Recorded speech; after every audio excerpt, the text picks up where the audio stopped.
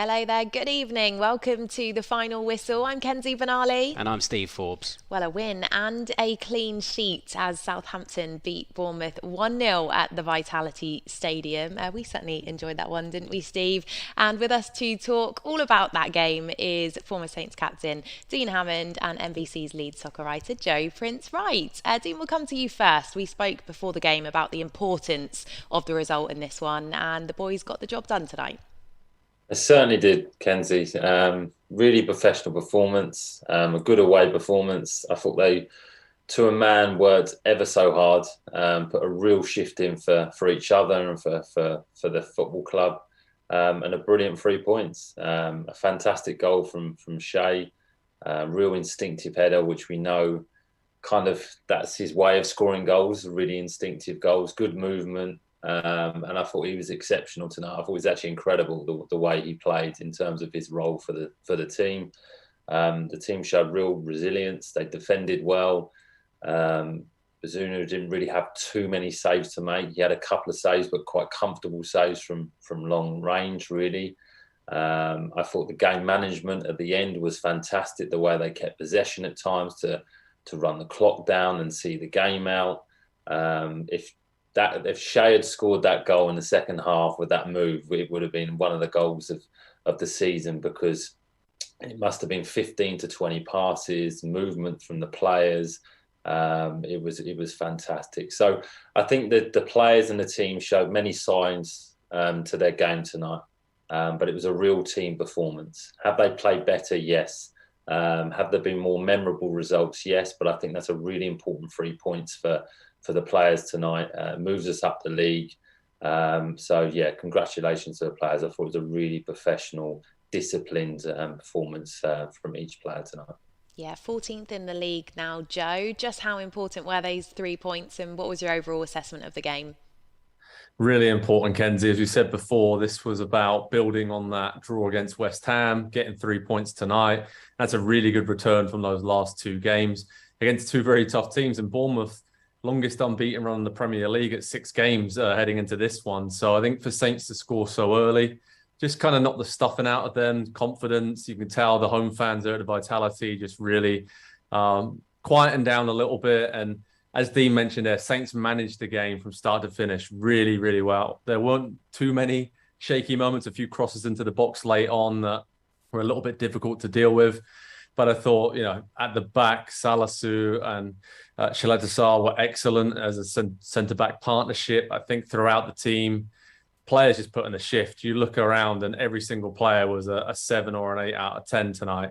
Again, not the most beautiful, attractive, open display all game overall, but Saints rolled their sleeves up and did what they had to do tonight. And so many good individual performances, but yeah, it was a much needed win. And I think going into this run of tough games now, that gives Saints a little bit of breathing space, and they need it. And I think, as I said before, given their performances over this first 11, 12 games of the season, this is the kind of points return I expected them to have. And I think they're bang on target for what the performances deserve. So yeah, a much needed 3 points, and I guess South Coast bragging rights once again.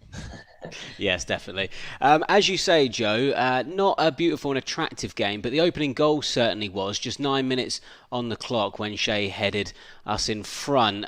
Talk us through that goal. Yeah, wonderful play again from Ché initially. Obviously, the ball goes forward, works well to hold it up. Good hold-up play. Elyounoussi then drifts from one side to the other, keeps hold of the ball. Looked like he maybe had kept hold of it for too long. But he showed his composure, calmness then. Perraud made a great run down the left wing, kind of checked his run a little bit. Elyounoussi saw him, played it out wide. Then a fantastic cross from Perraud. He scored at the weekend, whipping in some great balls. Tonight, I thought he was fantastic. His work rate was incredible and he was really, really putting a shift in. But a great cross into a very dangerous area. And I love Ché Adams' movement because the Bournemouth defender, Senesi, he basically, it's dangerous, right? They say when you can see a defender's number, then you're onto a winner there. And he was just behind him and at the last moment just spun in front of him. Great movement. The Bournemouth defender had no idea where he was. He came from his blind side And then it was a really deft header, superb flick. Like Dean mentioned, when he's kind of instinctive, that's when Ché Adams is at his best. But did a lot of good work to get himself into that position. Quality cross, quality header, and a quality goal from Saints, and they deserve that lead. Yeah, they most certainly did. And Ché Adams receiving quite a lot of love on the socials. Lots of fans commenting on his performance tonight. Gary Dabbs on Twitter has said, Ché Adams absolutely superb, never stopped running, led us from the front.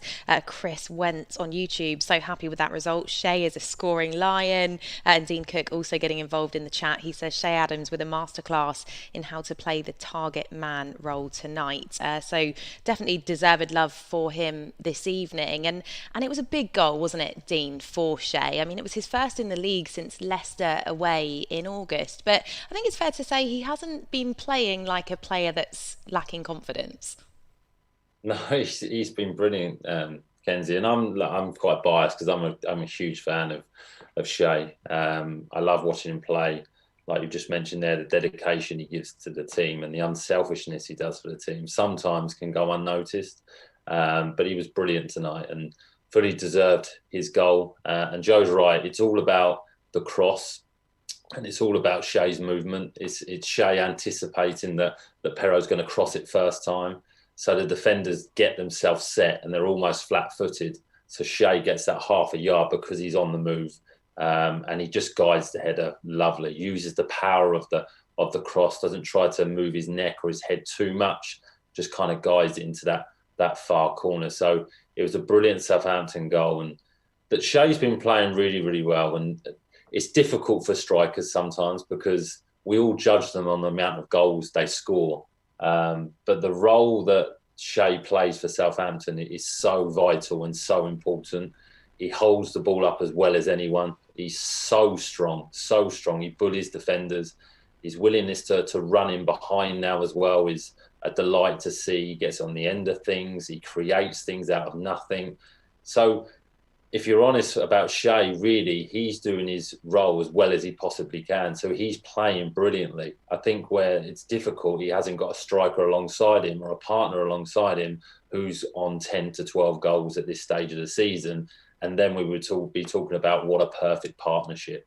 Because I think if Ché gets into double figures, that's a brilliant outcome for him because of all the other jobs he does for the team. But he does score some fantastic goals. He really, really does. And if he could maybe get the simpler ones, he would maybe get those 15 to 20. But there's still development in Ché. So I think he's been brilliant. And do you know what I loved at the end? I think it was probably the 90th minute and he was going crazy at Djenepo for not passing the ball, going crazy. But he didn't stand still and he wasn't criticising. He was going crazy why he was sprinting back for his team to get in a defensive position and to recover. And that just summed up his performance. I thought he was fantastic tonight. Yeah, you love to see it. But a few fans were calling for VAR to intervene, Joe, when Chris Mepham went high in on Ainsley Maitland-Niles. What did you make of that situation? Yeah, I thought it was a really bad and unnecessary challenge, to be honest, Steve. I mean, the ball was out. It was, both the players were off the pitch. And Dean will tell you, those kind of things, as professional players, you don't do that to a fellow pro. I mean, Maitland-Niles, it wasn't a challenge. It wasn't anything. He was just running along the sidelines and Mepham's come in more than ankle high, caught the back of his Achilles, and you can tell he meant to do it and kind of leave one on him. And yeah, it was really nasty. I was actually quite surprised that VAR didn't intervene and at least have a closer look at it. But Maitland-Niles obviously reacted very angrily. And again, I think as the fellow pro, you just don't expect those kind of challenges to come in. So I think it was a worthy reaction from Maitland-Niles' perspective, because those are the kind of challenges that can be season ending. If he catches him in the wrong spot there, then and with a bit more force, which he could have easily done, then that'd have been a really nasty one. But hats off to Maitland-Niles as well. I think he applauded the fans when he came off. He looked absolutely shattered when he did that. And in that holding midfield role with Lavia being out injured, there's been a gap there, and he's shown he can take that chance and play in that role. He wants to play in that role. But obviously he's very versatile as well. We might see him at fullback in the coming games due to some of the injury problems. But yeah, nasty challenge there, Steve, and just really uncalled for from Mepham. Well, before we come back to you, Dean, let's head back to our socials and hear from the fans who are very pleased after that win tonight. Lynn Burgess on Facebook has said, right, this is a start. Now we need to keep going. Lorna Ramsey has said, we won. Let's look forward to the weekend, and a nice thumbs up. Yes, indeed. And Julie Boyd says, well done. We needed the points for confidence. And Dean on Facebook has said, well needed 3 points tonight. Saints forever, from Dino, the Northern Saint. Thank you ever so much for the support, as always. Now, Dean, we spoke about Bella Kotchap's injury prior to the match, didn't we? We said what a huge blow that was on Sunday. Now Carl Walker-Peters seemingly joining that injury list. We'll have to wait to see how bad it is. We're not quite sure the extent of that injury, but it didn't look too good, did it? No, unfortunately not. I think you can see from his reaction, he knows straight away that he's caused himself some trouble there, and I think it's his hamstring, which will be big for Cole Walker-Peters, because obviously he's a quick player, he twists and turns, he's all about power and acceleration, and if your hamstring is causing you problems, obviously you're not able to do that. So hopefully he's not out for too long, because he's such a big part of this team. I thought he had moments tonight. He had that great moment in the first half where he wriggled through a couple of challenges on the byline and almost set Joe Aribo up, which could have made it 2-0.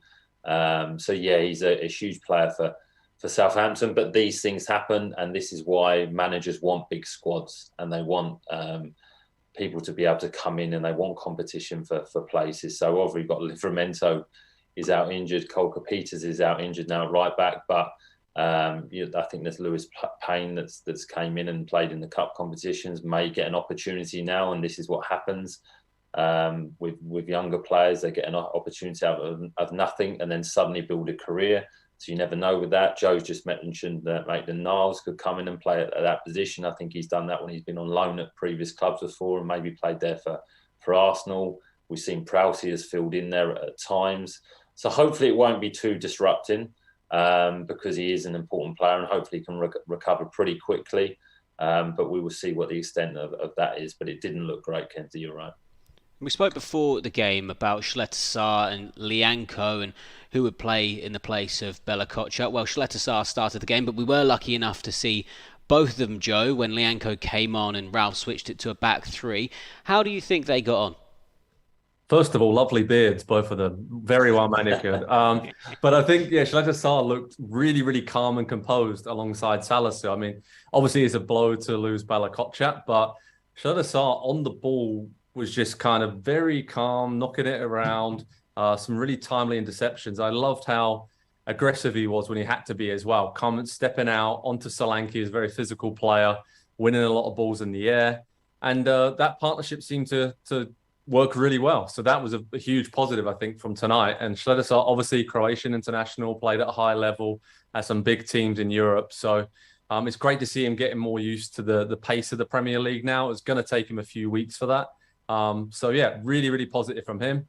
And then Lianco, when he came on, lovely tackle and a little Cruyff turn on the edge of his own penalty box, which, that's Lianco. That's what he does. And I think he really helped settle things down. Obviously, I know there was some reaction in the ground from some of the Saints fans questioning the decision to bring on an extra centre-back when Saints are 1-0 up with 25 minutes to go. But personally, I think it was a great call from the manager. I think that it's something that helped them see out the win and get a first clean sheet of the season. He wanted to do it against West Ham at the weekend as well, bring Lianco on in those closing stages, and West Ham unfortunately scored just as he was about to come on, so the plan changed. But I think Lianco is just a great team player, a great player in that kind of situation.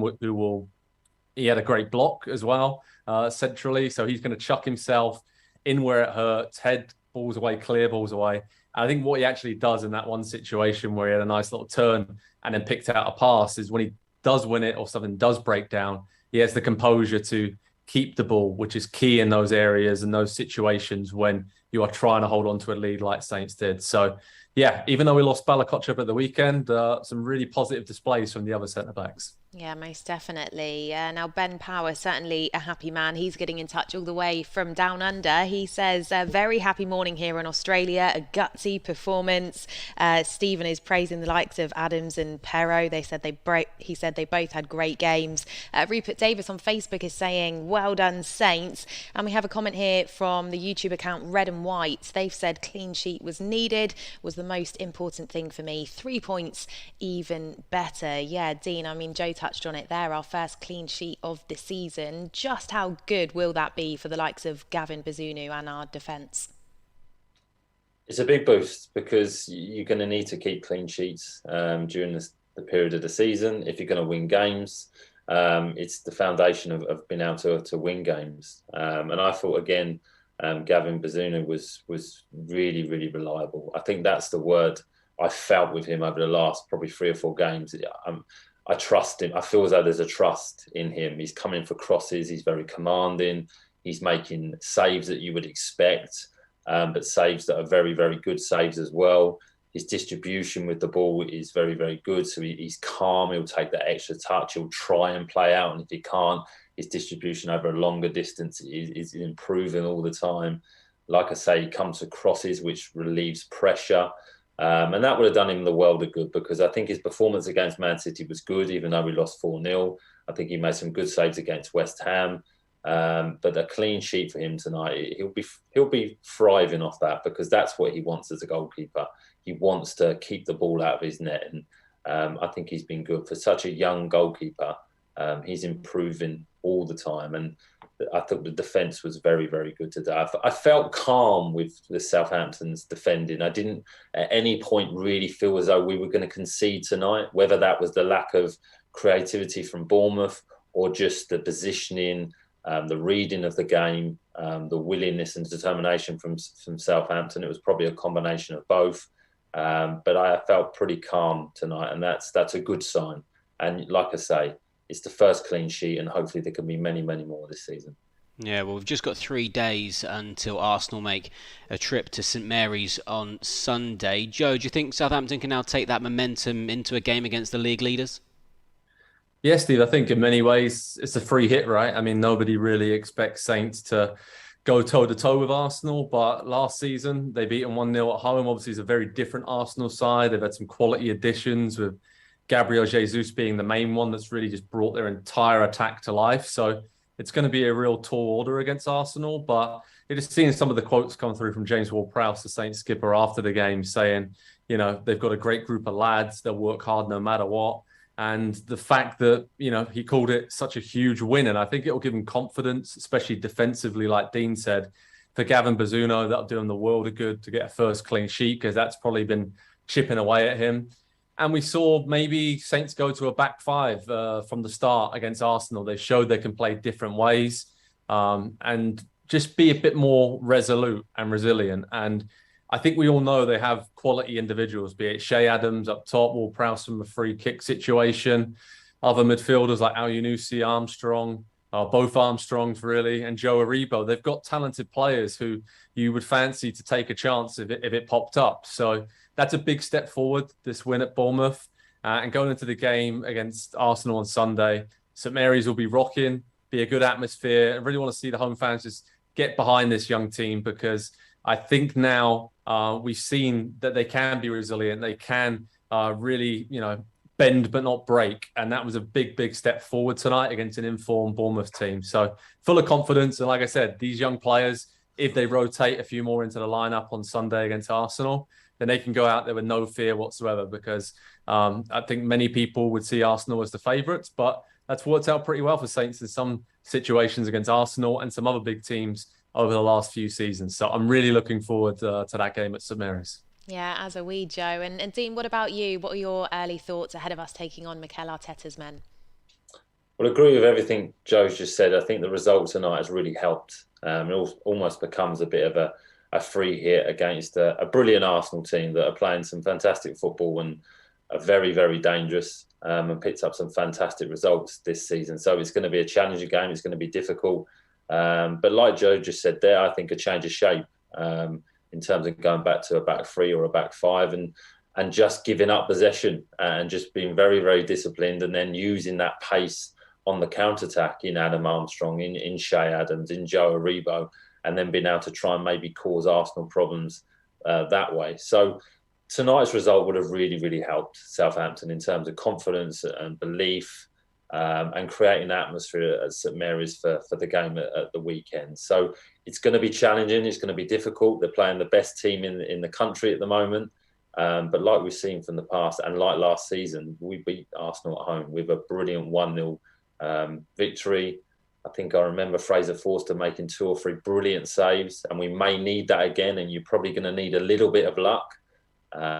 But Southampton have kind of got a knack about picking up good results, and we've beaten Chelsea at home already this season, so who knows? Yeah, I hope we see much of the same. Well, Dean, Joe, thank you so much for joining us on both Saints Live and on the final whistle this evening. Southampton record their first win in 6 with 3 points, moving them up to 14th in the Premier League table. Now, next up, it's table toppers Arsenal, who visit St Mary's. That's on Sunday, a 2 p.m. kickoff. So we'll have another Saints Live for you from 12:45. Enjoy the rest of your week, and we'll see you then. Bye for now.